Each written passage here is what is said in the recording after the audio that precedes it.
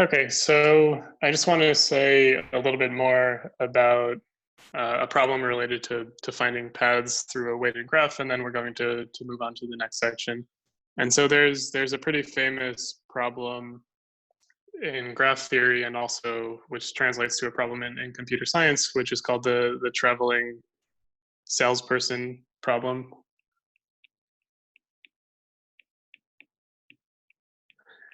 And this is exactly a problem about finding a particular type of path through a weighted graph, similar to the problems we talked about in the last two lectures, although it's much more challenging. And so the problem is the following. So let's say I have a simple and weighted graph G. Right, so maybe let me draw it like this. So I'll have, let's say, 5 vertices for this one.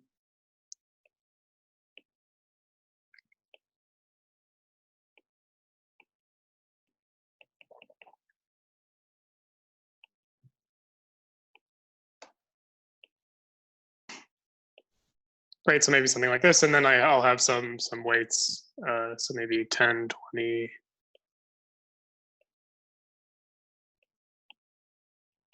Right, maybe something like that. And so the problem is find not just the shortest path from one point to another, but what we want to do is actually find a circuit, say starting at point A, that travels to every single vertex in the graph, such that this circuit has minimum weighted length. And so remember, such a circuit that hits every single vertex is called a Hamiltonian circuit. Right, so the problem is to find a Hamiltonian circuit. For example, starting at A, although if you have such a circuit, it starts at, you can view it as starting at any other vertex, but let's say starting at A, of minimum weighted length.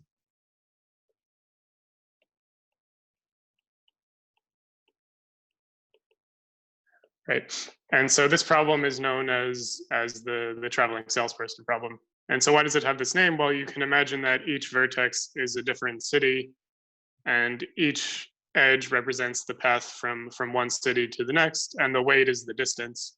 And so the problem is to try to find a way for the salesperson to start at the town where they live, and then go to every single town on the route exactly once, in such a way that the total distance that they travel is as small as possible, right? So that the total weighted length of the path or of the circuit is as small as possible. And so, I mean, there's one obvious way to solve this, which turns out to be a very bad approach when the graph has more vertices, which is just you list out all the possible Hamiltonian circuits, right? And so, right, you list out all the different ways to travel from A and then through all 5 vertices, or all 4 of the other vertices, and you compare the lengths and you just pick the smallest one. This is sort of the brute force approach. And so if the graph has 20 vertices or 30 vertices, this approach is not very tenable, because the number of possibilities grows very quickly. And so currently there's no known polynomial time algorithm for solving this problem, right? So there are good algorithms that solve approximate versions of the problem, but nothing that solves it exactly. And so this is what's called the traveling salesperson problem. Right, so if you were able to find a polynomial time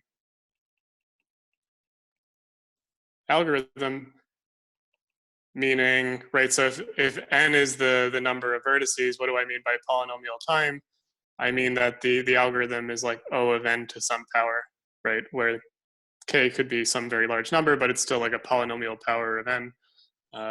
Well, this would solve a major open problem in math and computer science.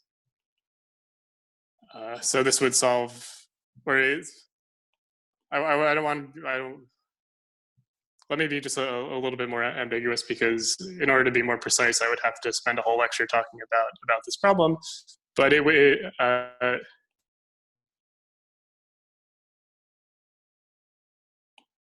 actually, what I said is correct. So it would solve the P versus NP problem, which is one of the major open problems in computer science, and probably one of the hardest of the famous big open problems in math or computer science.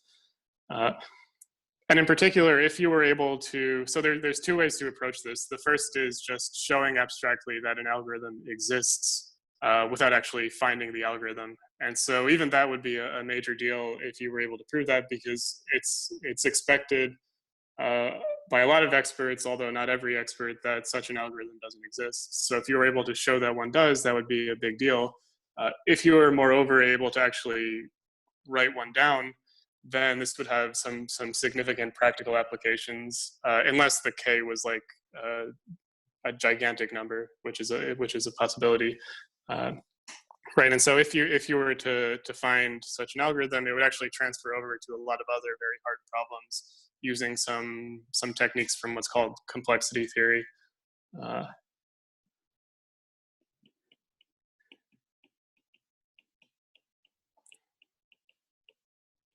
Right, so if you actually were able to write such an algorithm, there are ways to reduce other problems to this algorithm in polynomial time. So you would have faster solutions to a lot of other problems that people think are not fast, like for which we maybe only know exponential time algorithms or something like that.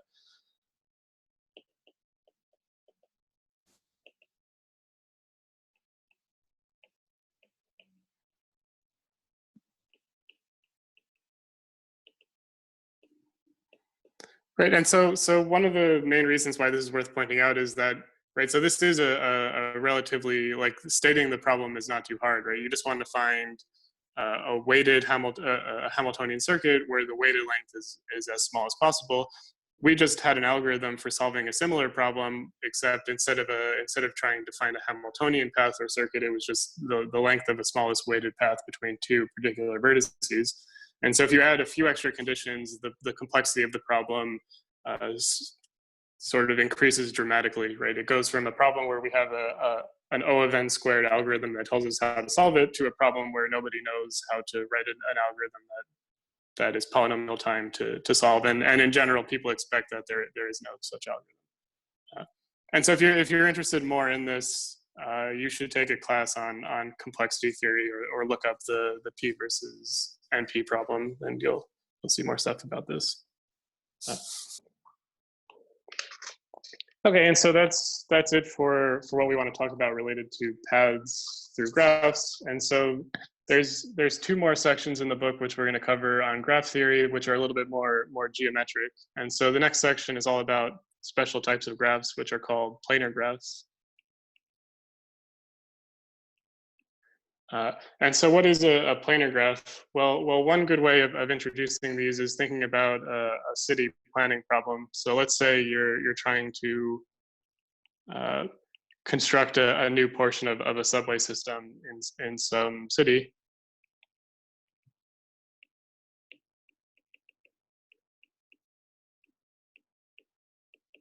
Right, well, you can think of a subway network as a particular graph, right, where the vertices are the different stops and the edges are the tracks where the train travels, right? So maybe you design your subway network to look something like this.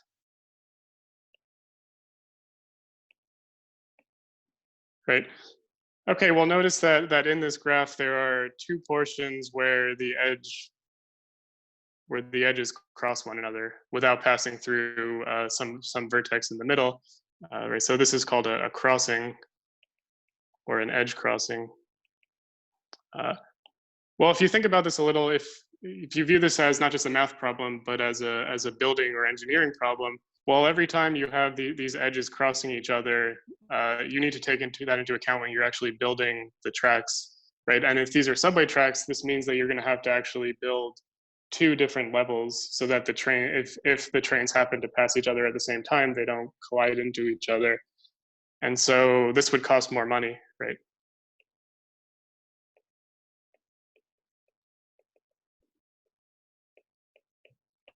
Right, and so it's advantageous to understand when you can draw the network of the train tracks in such a way that they don't cross one another. Because okay, you can deal with the crossings if you need to, but in a lot of scenarios, it will cost you more money to deal with that building problem. And so So the types of graphs which you can draw for which there are no edge crossings like this are what we call planar graphs. Right? So graph G is planar if it can be drawn in the plane, meaning the like x without any edges crossing.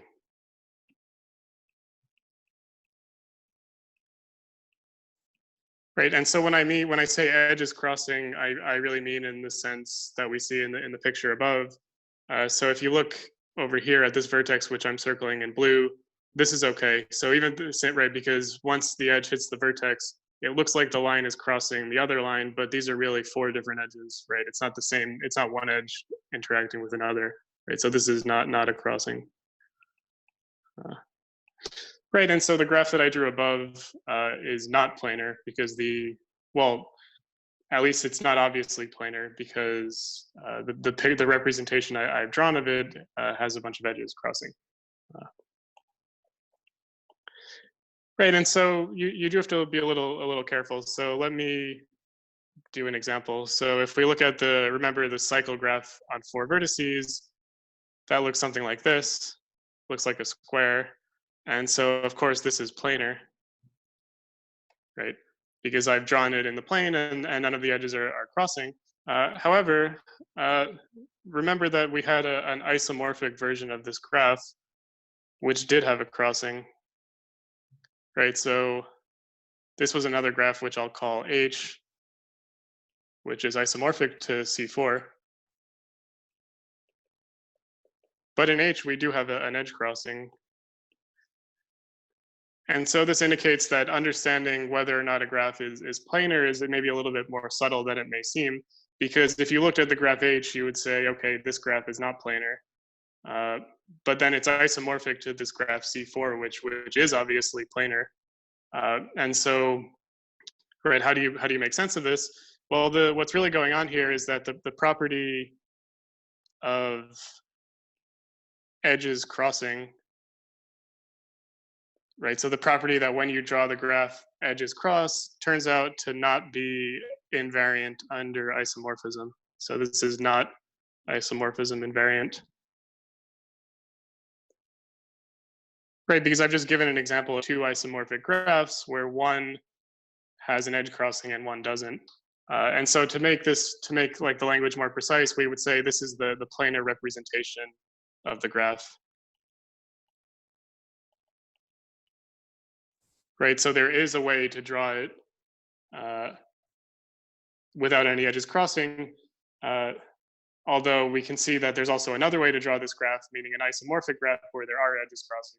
And so the graph is not going to be planar if for every way to draw it there are no edges crossing. It's planar if you can just find one way to draw the graph with no edges crossing, right? And so here you can see how to fix this by just like stretching out, stretching the picture of H so that the edges no longer cross, and you can sort of get from H to C4.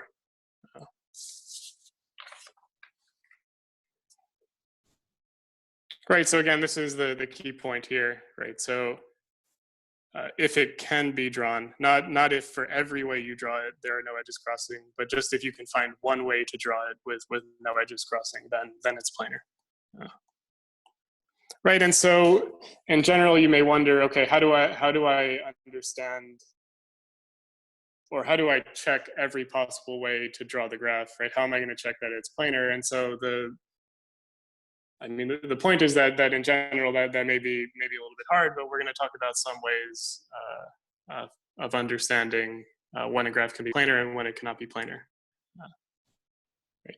And so I do want to do one example before we go into some of the theory of a graph that is not planar. And so if we look at the graph K5, which is the complete graph on 5 vertices, so it turns out that this is not planar. And so let's remember what K5 looks like. So I have, say, V1, V2, V3, V4 and V5. Right, I have 5 vertices, but in order for it to be the complete graph, every vertex has to be connected to every other vertex by an edge. So it looks something like this. Right, so this is K5. And so what we'll do is prove that it's not planar, meaning that no matter how I draw this graph, right, no matter how I sort of like move around the vertices, as long as I have these exact edge connections, then there always have to be edges that cross one another. So that's what we want to show.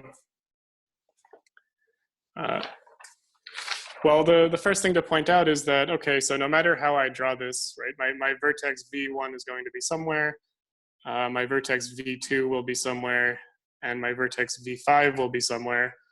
Well, V1 has to be connected to V2, V1 has to be connected to V5, and V2 has to be connected to V5, right? Because it's the complete graph, so each of these vertices has to be connected to one of the others. And just as an aside, the edges don't have to be straight. They can be arcs. You can have curved edges as well. And the same definition holds. Right. So I'm intentionally drawing this a little weirdly to just remind you, or just to point out that the edges can curve around and things like this. Right. So no matter how I draw no matter how I try to draw K5, this circuit is going to have to be there with more edges, right, and more vertices, which I haven't included. Okay, and so now what we want to do is think about what happens when we add in the other vertices. And so let's think about what happens with V3. Let me call this region in here, I'll call this region R, and I'll call this region outside, just not R. Right, so R is the region that's contained by this circuit that I drew here, from V1, V2, V5 to V1 again. And so case one is that we draw V3 inside R. Right, and so what does that look like? Well, then I have V2, here's V1, V5, and then the other edge, and then maybe V3 is over here somewhere. Well, if I do this, well, notice that V3 has to be connected to all of the other edges. V3 has to be connected to V1, V2, and V5. And so I produce 3 new regions inside R by doing this. Right, which are the regions that have one blue edge on the boundary and then one of the black edges, right? So there's 3 different regions in the plane that you can see in there. And so now we want to think about what can happen to V when we add in V4.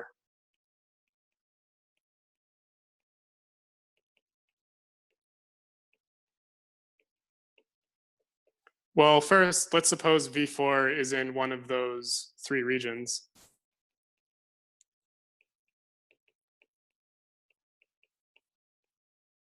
Well, you can see that you're always going to have a problem, right? For example, let's say I put V4 over here.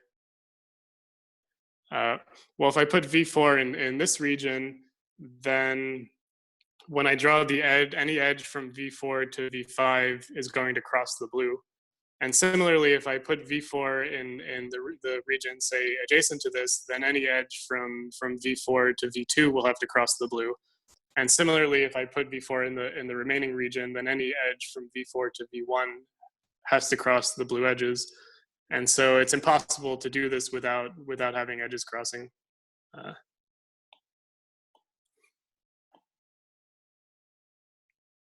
Right, so you always need an edge crossing.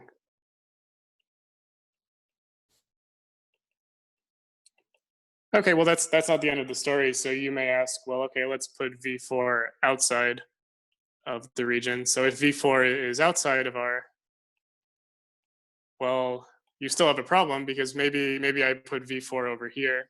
Now I'll draw it in orange to denote the other possibility. But if I consider the edge from V4 to V3, no matter how I draw it, it always has to cross through the initial circuit, right?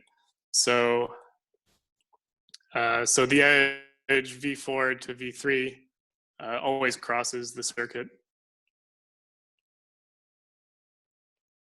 right? And so in this situation, you also have a problem.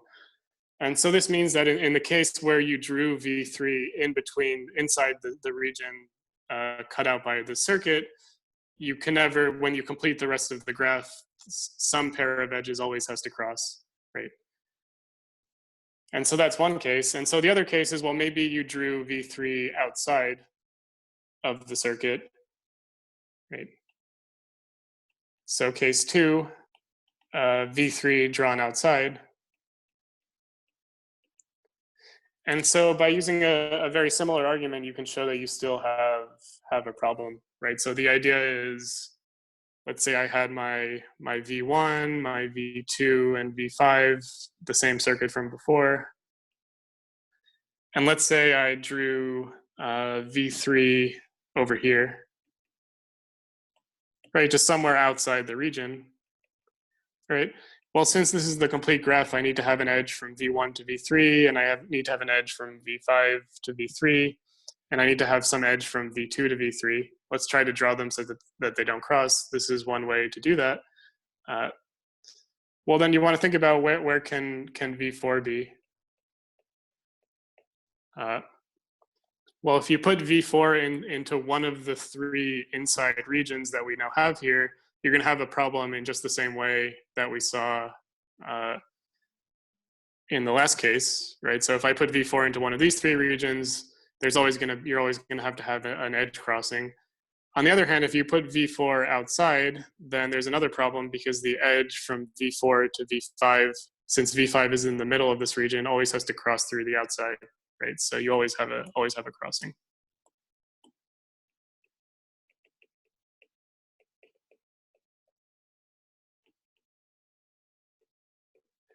And so this shows that in either case, when you draw this graph, eventually you have to draw two edges that cross, and therefore it's not planar. Right? So that's the proof. And so even for this graph, which had, right, this graph only had 5 vertices, and it still took a bit of time to actually check or to show that it was not planar. Even though, I mean, if you look at the original picture, it seems like it's probably not planar, but that's just saying it seems like it's not planar is not a proof. Like, you have to go through lots of cases, and it's kind of difficult sometimes. So there is, thankfully, a tool, which is a formula, which was originally discovered by Euler, which allows us to at least detect, which sort of characterizes an invariant property of planar graphs, which is useful for understanding planar graphs.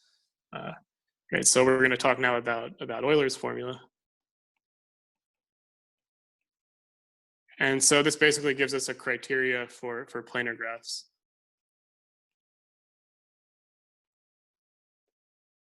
Right, and so in order to state what the formula is, I just have to introduce one bit of terminology associated with planar graphs, which is something we've already encountered in the last example. So let's say I draw this graph. This is a planar graph. If G is planar, it always splits the plane into different regions.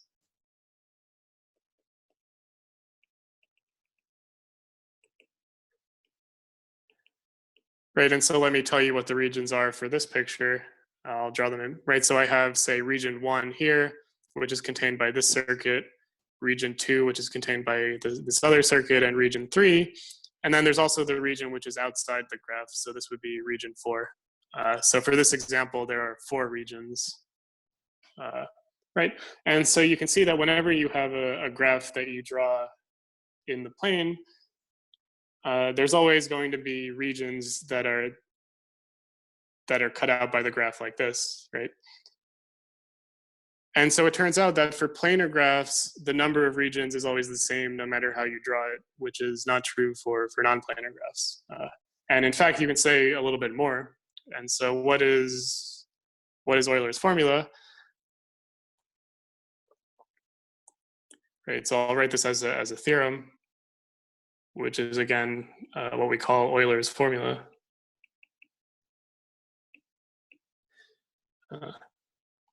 Right, and so you need the graph. You need some technical assumptions. So let's suppose that G is connected, simple, and planar.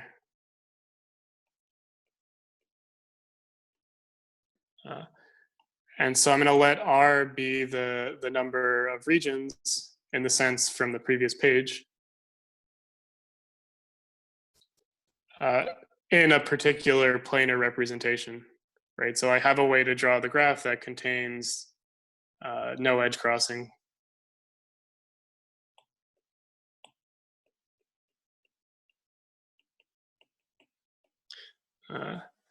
Right. And so let's suppose that, right, so I have my vertex set V and D, right? So G is V and D.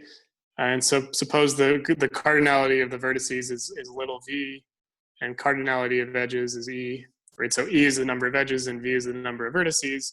Well, Euler's formula says that the number of regions is always equal to the number of edges minus the number of vertices plus 2. Right? So this is the formula he discovered. And so one thing that's worth pointing out is that E and V don't depend on how the graph is drawn, right? No matter how you try to draw the graph in the plane, there's always the same number of edges and the same number of vertices, otherwise it's a different graph. And so this implies that the number of regions doesn't change depending on how you draw the graph, right? So it shows that the number of regions doesn't depend on how you draw.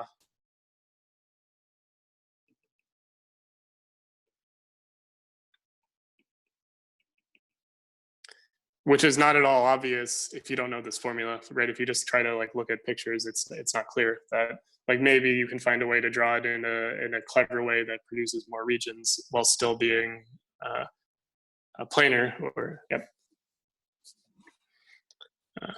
Right, and so if you look at, just as a quick example, let's look at the picture we had on the previous page. So it was this graph.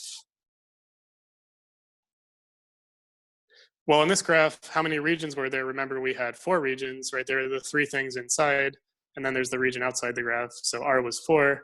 How many edges are there in this graph? You can count that there is 8 edges, and then there's 6 vertices, right? Sorry. Right, so V is equal to 6, and you can check that in this case the formula holds, right? Because 4 is equal to, this is R, E is 8, V is 6, plus 2, right? This is, of course, 2 plus 2, which is 4, so the formula works in this case because this is a planar graph, right? And so it has to. Right, and so what we're going to do now is prove this. We're going to do a proof that's a little bit different than the proof in the book, an argument that I think is simpler than the argument that's in the book. Although if you want to learn, or if you want to understand it better, it usually helps to look at multiple proofs. So it may help to read the book anyway. And so in order to carry out this argument, we just have to introduce one more bit of terminology. And so we're going to talk a little bit about trees. And so all of chapter 11 in the textbook is about trees, which are a special type of graphs. We'll talk about these a little bit in more detail next week. But for the sake of this proof, we just need the definition of what a tree is. So a simple graph G is said to be a tree if it is connected and has no circuits, right? So just a connected graph with no circuits.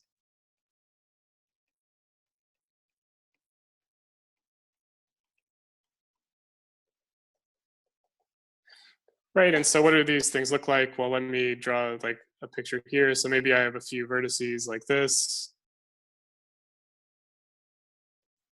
Right, so maybe it looks something like this. And so this is an example of a tree. What would not be a tree is if I connect this here, because then I've produced a circuit, right? So I don't want to do that. Right, or maybe something like this.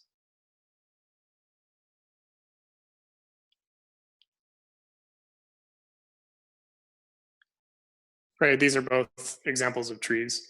And so why are they called trees? Well, they sort of look like, these pieces sort of look like branches on a tree, like you have different branching paths. And since there's no circuits, it looks kind of like a bush or a tree or something like that. Right, and so one thing that's worth pointing out is that all trees are planar graphs. Right, they're always planar.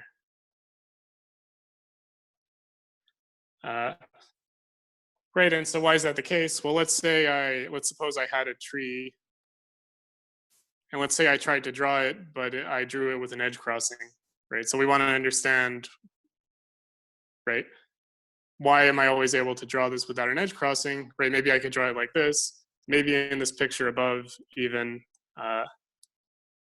So right, maybe I had this vertex here from before, but then I accidentally drew this one over here and I crossed it with I drew it badly and I had an edge crossing. Well, what you can do is you can always move this over and then draw it without an edge crossing, right? The only thing that would prevent you from moving it over was if you had some kind of connection here, which would imply the existence of a cycle. But you can't have an edge here because there are no cycles. So you can always, if you happen to draw the tree with edges crossing, you can always perturb them by a little and separate all the branches so that there are no edges crossing, right? Because the only obstacle to doing that is if you had a circuit in the graph, which we're assuming you don't.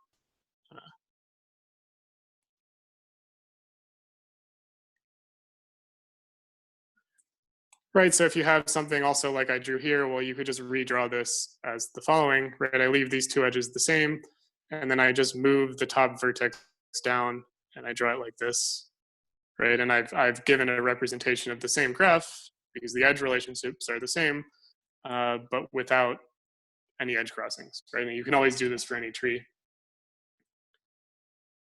And another thing that's worth pointing out is, well, how many regions are there in the sense from the previous page? Well, the number of regions is always 1 for a tree.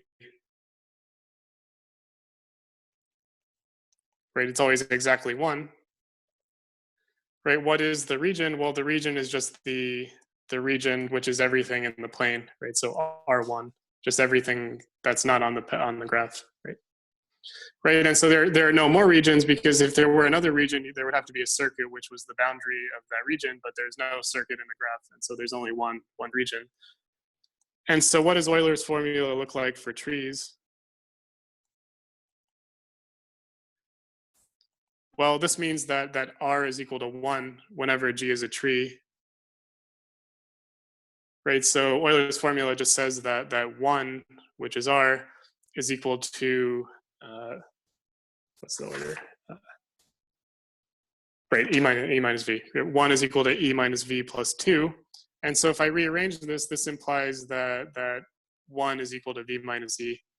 And so this is what Euler's formula says for trees. And so what we're going to do is first prove this. We're going to first prove it in the case where the graph is a tree, and then use that to prove it for more general planar graphs.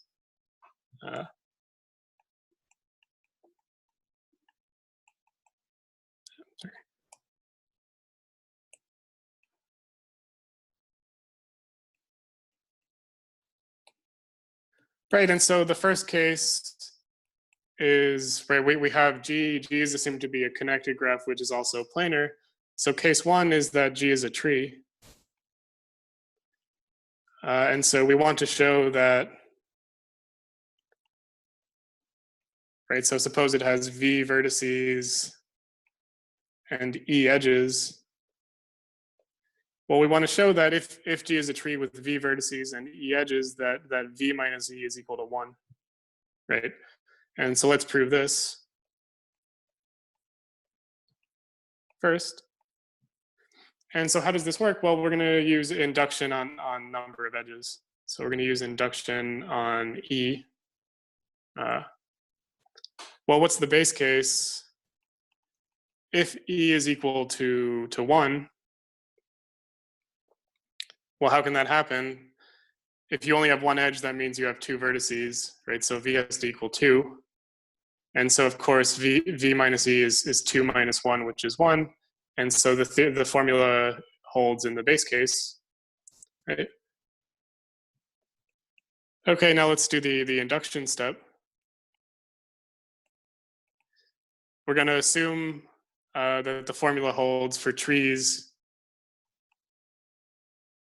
with number of edges which are less than e, right? So we're going to assume that if I have a tree and the number of edges is less than whatever this number e is, then the formula or the theorem is true. And so what we'll do now is work with our tree G, and we'll find one particular edge which we can delete, and then we're going to apply the formula for the tree with one fewer edges, and then it'll imply the result. And so the claim is that we can always find a vertex with degree 1. Right. So the first step is, well, we first want to find a vertex of degree 1.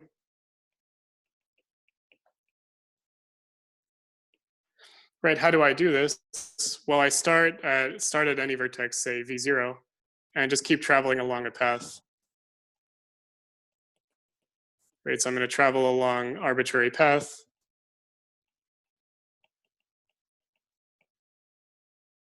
If I keep doing this, it has to eventually stop at some vertex v star.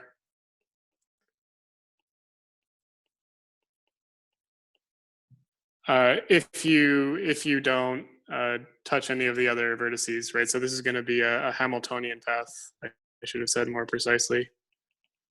Right, so I started at some arbitrary vertex and I keep traveling along a Hamiltonian, or let me, no. So it's not a Hamiltonian path, right? Sorry.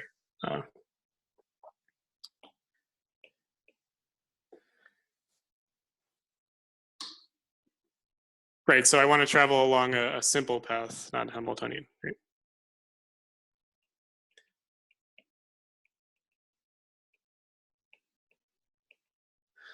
Right, meaning that I want to travel along a path and I don't repeat the same edge more than once. So it's a little bit simpler, right? I don't want to hit every vertex. I just start at some arbitrary vertex v0, travel along until I can't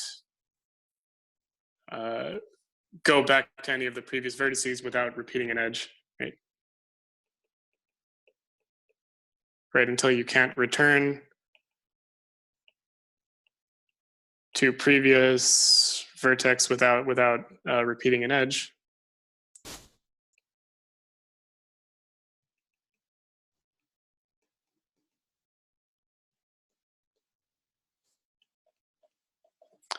And so the claim is that this vertex v star where the path stops has to have degree 1.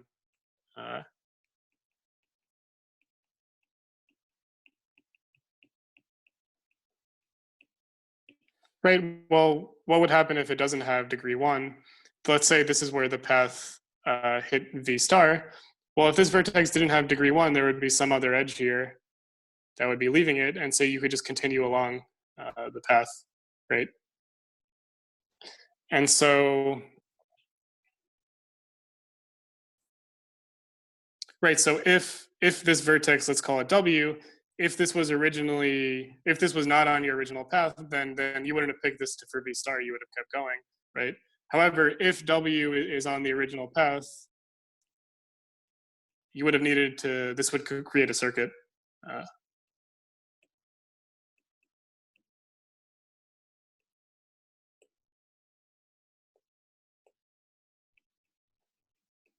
Right, because maybe W is out here somewhere and I have V star.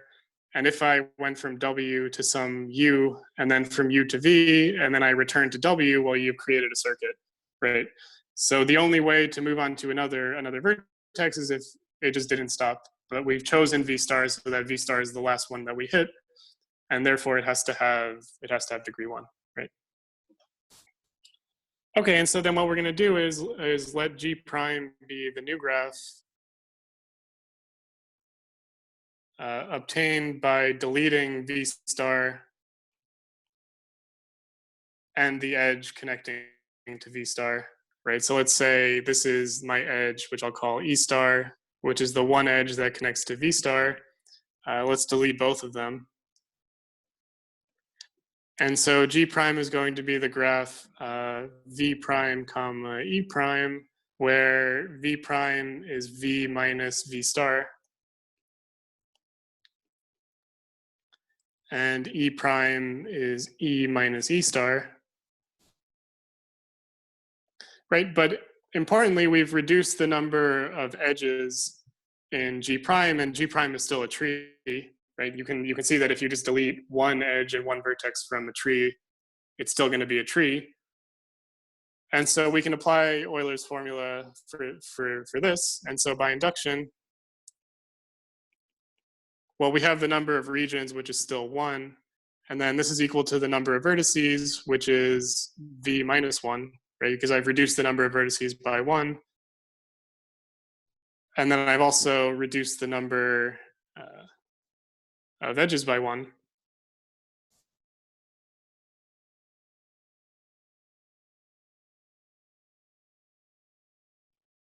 Right. Sorry, let me rewrite this. Right.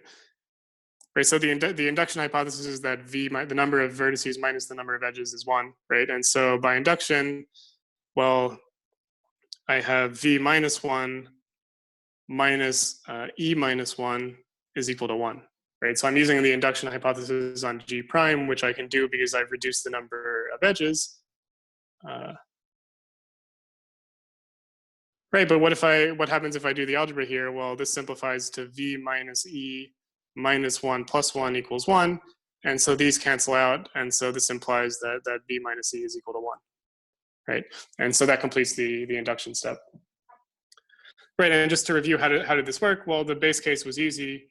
And then for the induction step, we can assume that if for trees with a smaller number of edges, we can use the formula.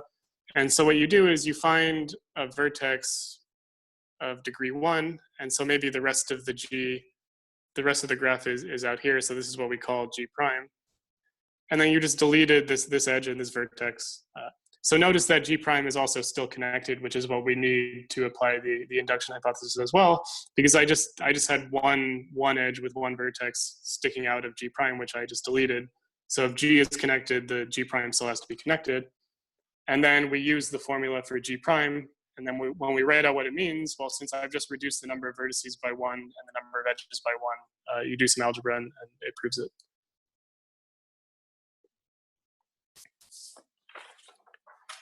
Okay, and so what we've done is proved Euler's formula in the case where the graph is a tree. And so there's one remaining case, which is just when it's not a tree.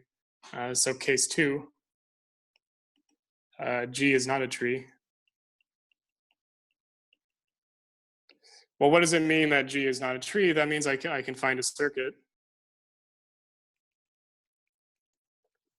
somewhere in the graph. Maybe it looks something like this.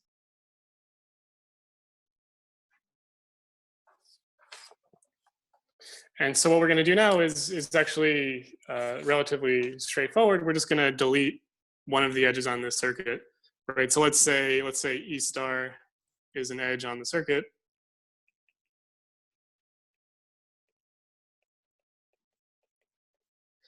What I'm going to do is form a new graph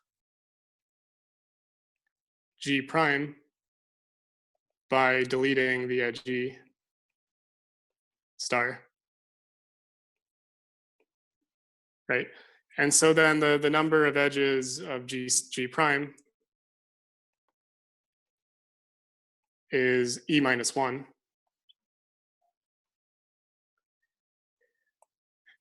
And so now let's think about what happens to the number of regions. Well, let's say in the original graph G, we had some region RA here, and then maybe some other region RB over here, and the edge E star separated those two regions.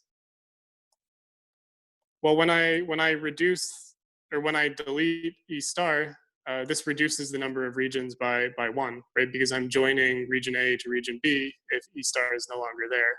Right, so the number of regions of G prime is R minus 1. So this is at least clear from the picture I just drew, although you may ask, well, in general, how do you prove this? Well, this is actually going to be a consequence of the fact that G is planar. So notice we haven't really used the fact that G is planar until this point, right? I mean, before we looked at a special class of planar graphs, which are trees, but for this point in the argument, I mean, you can always do this, but what we need to, at some point in the argument, use the fact that G is planar, and this is where this is where that will show up. And so it's probably easiest to see why you need the planar assumption with an example. So let's go back to the graph K5 from before, which we know is not planar. Right.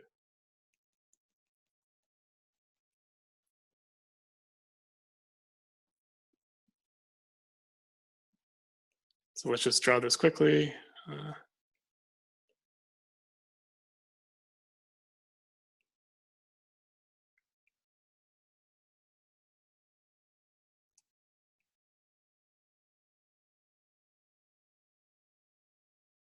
Right, so notice that let's say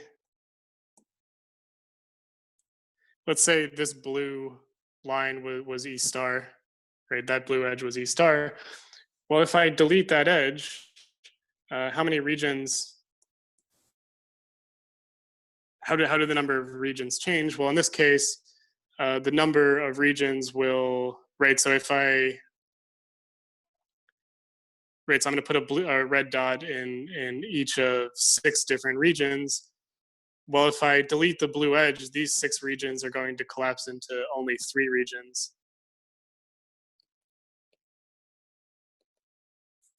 Right? Because the number of,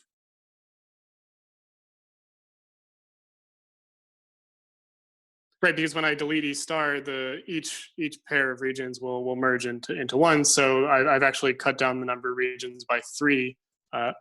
And so this can happen if your graph is not planar. However, if your graph is planar, this issue can never arise because there's not going to be any like mysterious edge cutting through here in complicated ways that makes the number of regions decrease by more, right? So this can't happen. And so therefore, since it's planar, whenever you do this process, the number of regions always decreases by exactly 1. And so then how do you complete the argument? Well, you complete the argument by induction on the number of edges, right? So by induction on E, we're gonna apply the formula to G prime.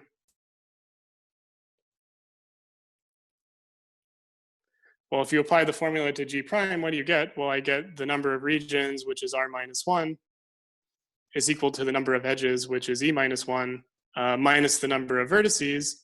We'll notice that number of vertices of G prime hasn't changed. We've only deleted the 1 edge.